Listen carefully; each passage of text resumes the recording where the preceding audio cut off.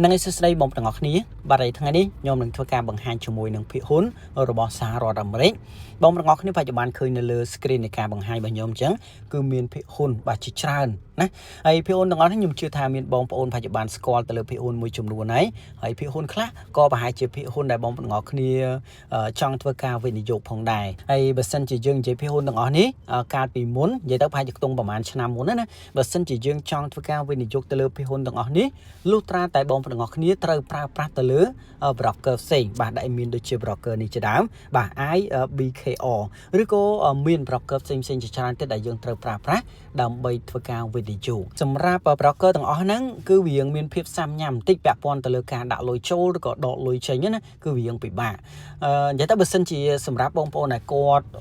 ធ្វើការវិនិយោគទៅលើ broker ទាំងអស់ហ្នឹងហើយយូរហើយណាវាមិនជាបញ្ហាសម្រាប់គាត់ទេប៉ុន្តែសម្រាប់យើងអ្នកដែលថ្មីខ្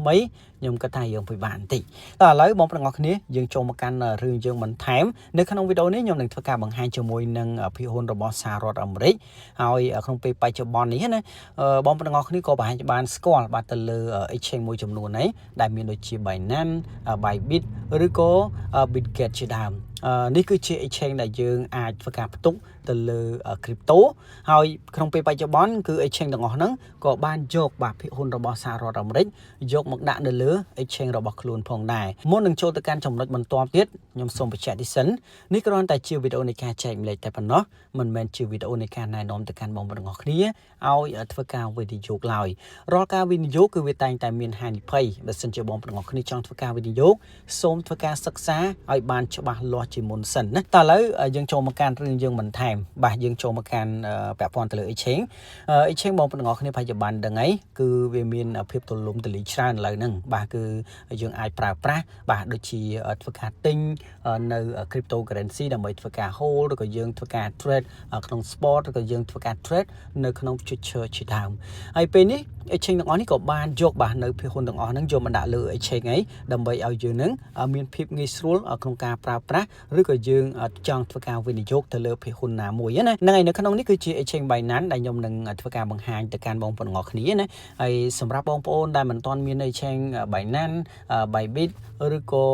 Bitget ជាដើមណាបើសិនជាបងប្អូនទាំងអស់គ្នាអត់ទាន់មានបងប្អូនទាំងអស់គ្នាអាចធ្វើការបង្កើតបានតាមវីដេអូរបស់ខ្ញុំដែលខ្ញុំដាក់ link នៅខាងក្រោមនៃវីដេអូឬក៏នៅក្នុង pin comment ហើយ link សម្រាប់ធ្វើការចុះឈ្មោះខ្ញុំក៏បានធ្វើការដាក់នៅខាងក្រោមនៃវីដេអូឬក៏នៅក្នុង pin comment ដូចគ្នាផងដែរបងប្អូនទាំងអស់គ្នាអាចធ្វើតាមការណែនាំរបស់ខ្ញុំដើម្បីបង្កើតនៅ exchange ហ្នឹងហើយបងប្អូនទាំងអស់គ្នាអាចចូលមកកាន់ឥឡូវខ្ញុំសូមបង្ហាញនៅក្នុង exchange Binance ណាអញ្ចឹងយើងចូលមកកាន់ exchange Binance មកគឺយើងនឹងឃើញហើយបាទនេះគឺជា cryptocurrency ទេដែលបងប្អូនទាំងអស់គ្នាបានឃើញហើយបើសិនជាយើងចង់ចូលទៅកាន់ផ្នែកនៃការមើលនៅភាគហ៊ុនឬក៏យើងចង់មើលនៅតម្លៃភាគហ៊ុនណាបងប្អូនទាំងអស់គ្នាអាចមានពីរវិធីនេះយើងនៅក្នុងប៊ូតុង home ហើយយើងចុចទៅលើ trade file កន្លែងនេះមកគឺយើងនឹងឃើញនេះសុទ្ធតែជាភាគហ៊ុនទាំងអស់ហ្នឹងហើយយើងចុចទៅលើ view more មកឬក៏បងប្អូនទាំងអស់គ្នាអាចចូលមកកាន់ផ្នែកនៃ trade នេះផ្នែកនៃ trade នេះគឺមានពីរមាន trade spot ហើយនិង trade future អញ្ចឹងយើងចូលមកកាន់ផ្នែកនៃ trade spot នេះមកហើយបងប្អូនទាំងអស់គ្នានឹងឃើញខាងលើនេះរបស់ខាងលើយើងឃើញ convert spot ឬក៏លក្ខណៈ stock ជាដើមហើយបើសិនយើងចូលមកគឺយើងនឹងឃើញផ្នែកខាងលើនេះយើងនឹងឃើញ Meta នេះគឺជាក្រុមហ៊ុនបាទភាគហ៊ុនរបស់សហរដ្ឋអាមេរិកបាទគឺ Meta ណាគឺ Facebook នេះហើយអញ្ចឹងយើងគ្រាន់តែចុចកន្លែងហ្នឹងមកគឺយើងនឹងឃើញភាគហ៊ុនជាច្រើនទៀតដែលមាននៅក្នុងហ្នឹងហើយតម្លៃភាគហ៊ុននីមួយៗគឺយើងនឹងឃើញនៅខាងក្រៅនេះនៅខាងស្ដាំដៃរបស់យើងហ្នឹងបាទគឺយើងនឹងឃើញហើយខាងឆ្វេងគឺជាឈ្មោះនៃភាគហ៊ុនតែម្ដងហ្នឹងហើយតម្លៃក៏វាមានផ្សេងគ្នាដែរហើយបើសិនជាបងប្អូនទាំងអស់គ្នាចង់ធ្វើការវិនិយោគទៅលើភាគហ៊ុនណាមួយបងប្អូនទាំងអស់គ្នាគ្រាន់តែមើលទៅណាឥឡូវឧទាហរណ៍ថាបងប្អូនទាំងអស់គ្នាចង់ធ្វើការវិនិយោគបាទទៅលើភាគហ៊ុនរបស់ Apple ណាខ្ញុំគ្រាន់តែជាការឧទាហរណ៍ទេចុចកន្លែងហ្នឹងមកអូខេយើងនឹងឃើញណាតម្លៃគឺ$317ក្នុងមួយហ៊ុនហើយសម្រាប់ហ៊ុនទាំងអស់នេះយើងអត់ចាំបាច់ថាតល់តែយើងទិញរហូតដល់មួយហ៊ុននេះយើងចង់ទិញប្រហែលក៏បានដែរ0.1 0.2 0.3 អីនេះគឺសំខាន់លើយើងតែប៉ុណ្ណោះយើងមានលុយប៉ុន្មានយើងអាចធ្វើការទិញទៅតាមហ្នឹងឬក៏បងប្អូនទាំងអស់គ្នាចង់ DCA